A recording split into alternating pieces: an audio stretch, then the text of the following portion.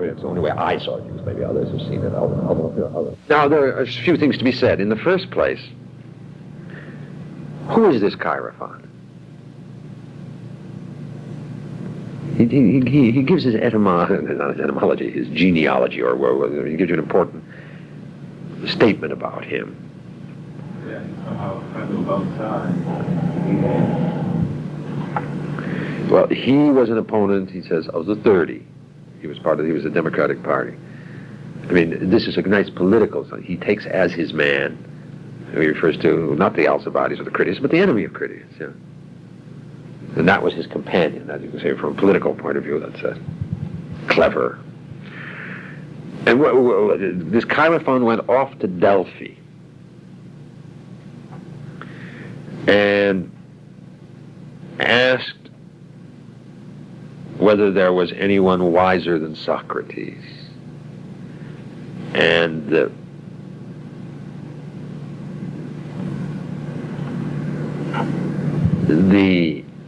Delphic oracle said no, which was a very, very important thing to do. Now, this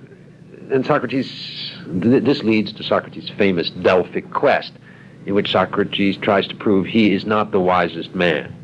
Now, have a look at this for a moment. What does the Delphic oracle say, and what does Socrates say?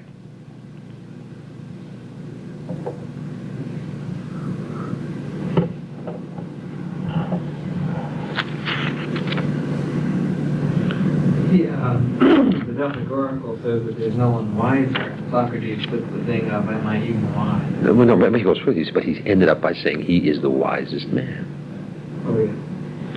You take the he interprets it more favorably to himself. You know, this is an incredible piece of boasting. You know, put in a modest form, but it goes well beyond what the God said. That's the first thing. Yeah. The second thing, he draws from this a Delphic quest because he couldn't understand what the God meant. He couldn't understand whether he went around proving. He was trying to refute the God. Is that an act of piety? What was his life devoted to? Proving the God. Is wrong. Couldn't it be? He can't believe the God. Couldn't it be understood as a putting himself in question? Gee, I don't understand what she's getting at. Perhaps that's true, but all you can say is he does not accept it as revealed word or mystery. He has to understand it, and he has to put it to a test. And to the extent he puts it to the test, reasonably, he doesn't need the God. I mean, he proves that the God is correct. And therefore he doesn't need the God. What do you say? The God is nice, the God perhaps gave him the original motivation. But the God isn't necessary since he demonstrates it by reason, which is what he does. He makes himself independent of the God.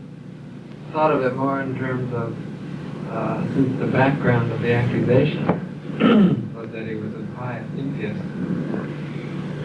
This is part of the motif of calling into question, well, what do you mean by real piety? Oh, look, I mean, there's no question. I mean, look, I mean, let's take it both ways. I mean, very, very clear. I mean, he turns immediately to piety.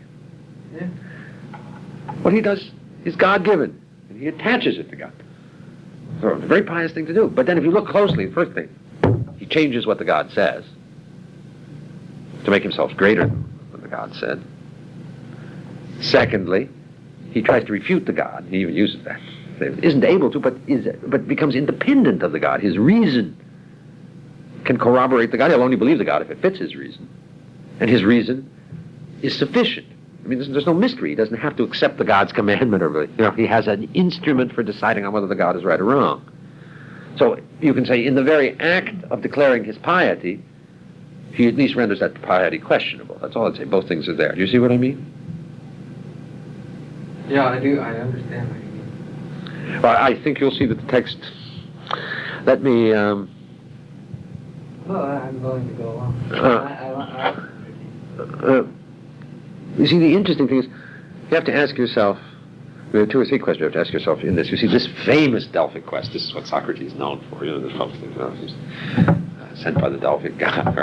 Now, the first thing is, what was it that caused Chaerephon to go and ask the god at Delphi whether anybody was wiser than Socrates? You've got to ask that question.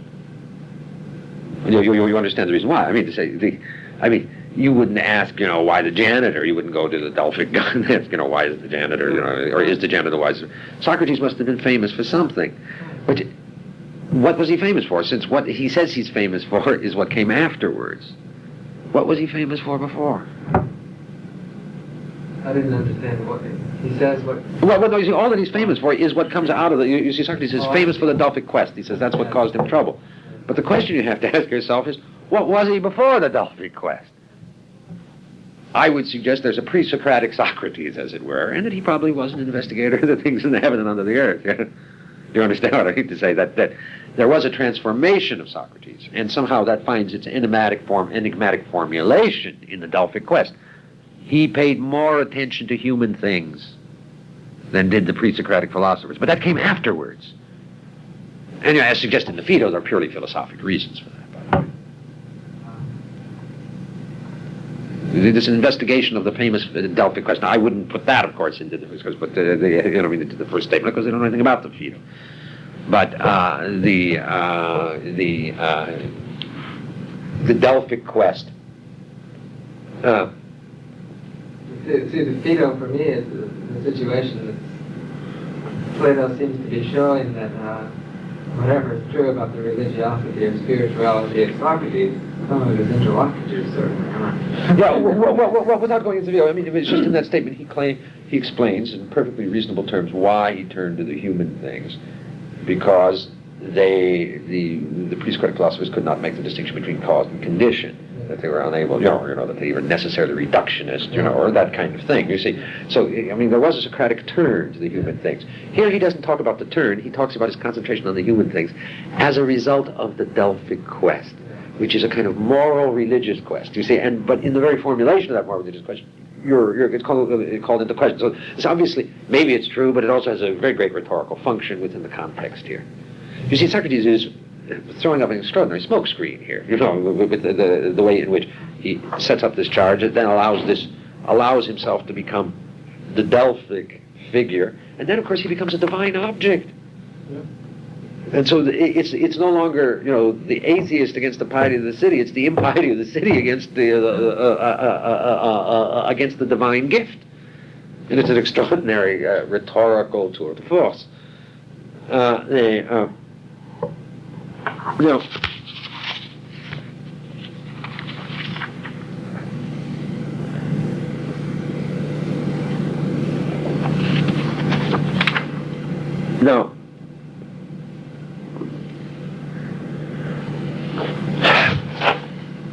He makes this formula. You'll find that he discovers that he's wise, but he's wise in what he calls human wisdom, which means say he knows that other men are not wise, and other men think they're wise. Now you have to start giving that some kind of content. Students are going to think, well, they think, well, I'm ignorant. That makes them wiser than everybody. And that's obviously idiotic. Yeah. But what you have to explain, in some sense you have to explain, there's a little difference. When my grandmother used to say, everything is relative, and Einstein said everything is relative.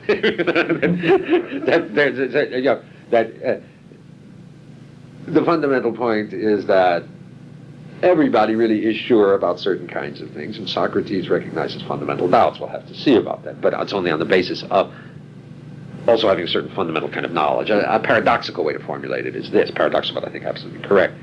Socrates has to have learned what knowledge is. He knows that he does not know. And that is not so simple. That he has attained, the philosophic labor. A simple skepticism would be easy. You say, I don't know whether I know, maybe I don't know. But to know that you don't know means to say that you have knowledge. So that implied in this is a standard of knowledge, which has something to do, obviously, with this question of